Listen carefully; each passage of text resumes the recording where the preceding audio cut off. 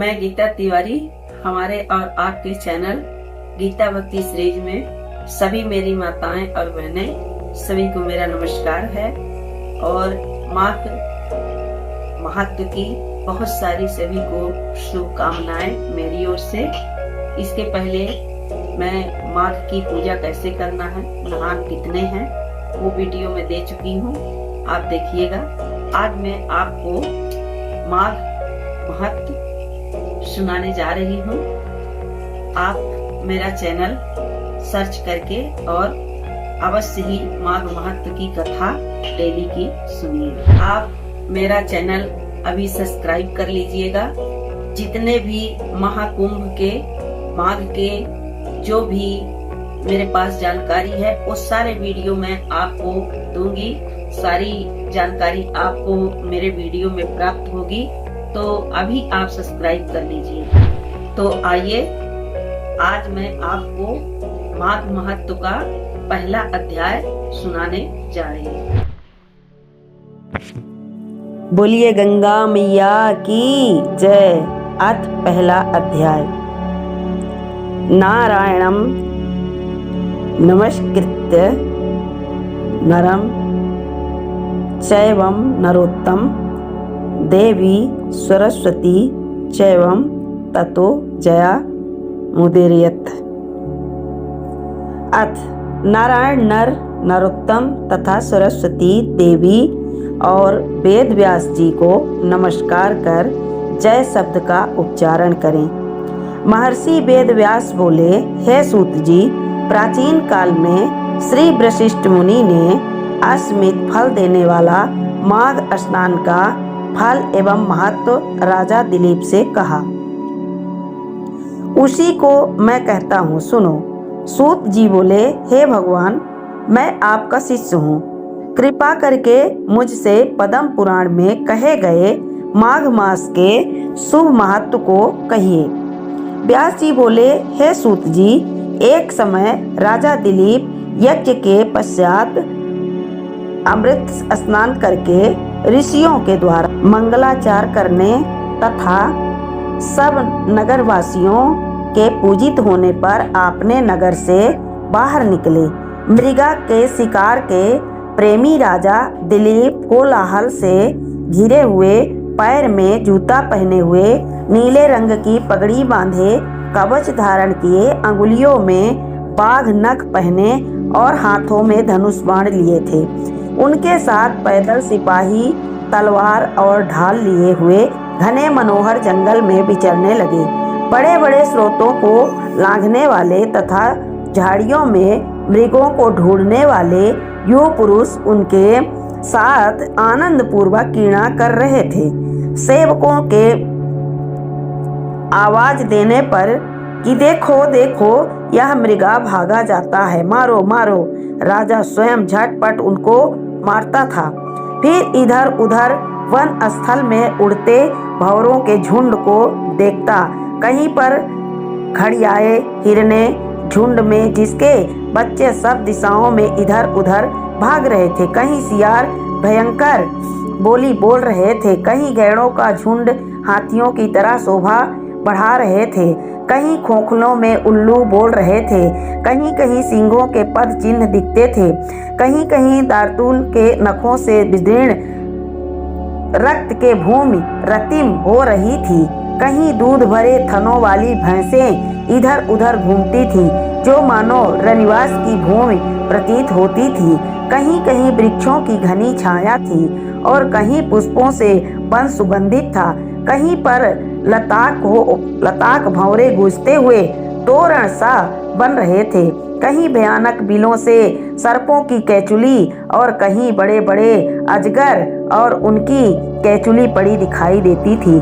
कहीं दवंगनी की विकराल ज्वाला और कहीं इसकी ज्योत शिखा दिखाई देती थी। कहीं पर भेड़िया और व्याघ्र के भय से हल्ला सुनाई पड़ता था। कहीं पर कुत्ते खरगोश पर छोड़े जाते थे।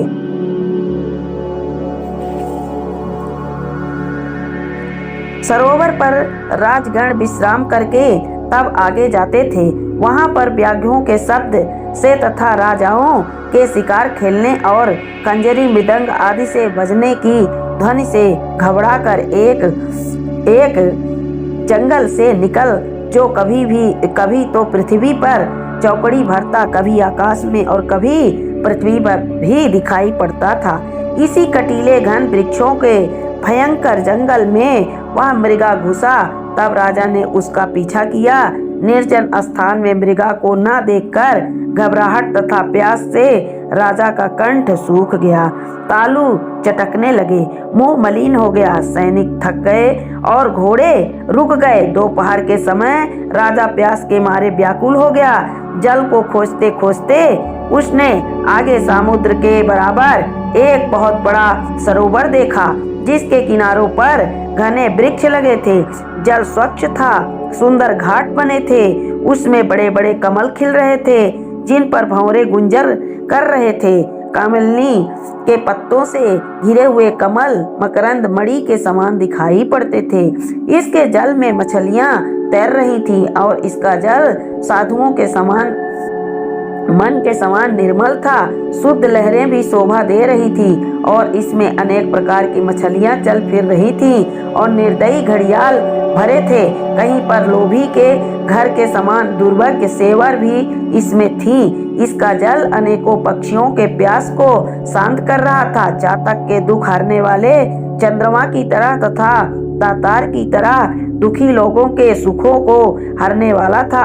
आपने सुनहरे जल से हिंसक पशुओं को भी पितरों के समान संतुष्ट करने वाला था। ऐसे सरोवर को देखकर राजा की थकावट उसी तरह दूर हुई जिस तरह बादलों को देख करके पपीहे की। वहां पर राजा ने जल पिया और मध्याह्न की संध्या कर और अपने सहायकों सहित भोजन करके उस सरोवर के किनारे विचित्र कथाओं को हुआ राजा ठहर गया और रात को धनुष बाण सहित वृक्ष के नीचे आसन लगा लिया। व्याघ्र लोग 7 दिशाओं में स्थित हो गए और वन में जाल फैला दिया। रात्रि के अंत में एक किनारे से सुगरों का झुंड निकला और कमल कंद खाकर व्याघ्रों के झुंड के पास आया। अनेक सुगर राजा द्वार तथा व्याघ्रों द्वारा मारे गए और पृथ्वी तल पर गिर पड़े। इनको देख व्याघ्रगण कोलाहल से हुए प्रसन्न चित राजा के पास पहुँचे। राजा इन योद्धाओं को लेकर उस सरोवर के किनारे से अपने नगर को चला और मार्ग में एक तपस्वी को देख यह बूढ़ा ब्राह्मण रहित बेखनास मत के थे। दुष्कार और कठिन नियमों से उनका शरीर अति कृश हो गया था, केवल हड्डियां ही दिखाई दे रही थी। यह मृग चर्म तथा कोमल बालकाल पहने थे। नख रोम तथा जट्टा धारण कर वह नियम का पालन कर जब करते थे।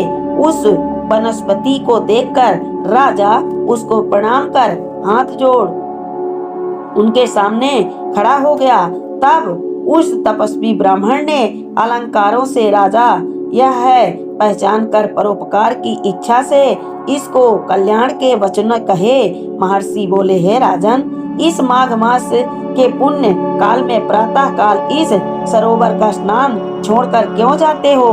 ऐसा सुन राजा बोले, हे द्विजोत्तम, मैं माघ स्नान का फल नहीं जानता, कृपया मुझसे विस्तार पूर्वक कहें। बोलिए माघ महात्व की जय। अब आइए गंगा मैया की करती हूँ। जय गंगे माता मैया, जय गंगे माता, जग तारिणी दुख निवारिणी सोहे शिव गंगे। शीतल सलिल सुधा सम अति निर्मल अंगे। जय गंगे माता, भूषण धरणी भोगी तरणी पाप करे भंगे। पुत्र सगर के तारे क्षण के सतसंगे। जय गंगे माता, जो नर ध्यावे श्रुति गुण गावे, पतित होई चंगे। मूक होई बाचाल शिखर चढ़े पंगे। जय गंगे माता। माथे मुकुट चंद्रवत कांति शांतनु अर्धंगे। चार भुजा भूषण युत बसन श्वेत रंगे। जय गंगे माता। सुर मुनि जानी योगी ध्यावे पद गंगे। चोखे प्रतिदिन गावे, चोखे प्रतिदिन गावे आरती श्री गंगे। जय गंगे माता। इस तरह से पहला अध्याय पूरा हुआ। बोलिए गंगा मैया की जय, बोलिए विष्णु भगवान की जय, बोलिए शंकर भगवान की जय। ये माघ मास की पहली कथा आपको यदि पसंद आई हो तो कृपया गंगा मैया के नाम से लाइक करिए, शेयर करिए और हमारे चैनल को सब्सक्राइब करना बिल्कुल मत भूलिए। नमस्कार, फिर मिलती हूँ दूसरे अध्याय।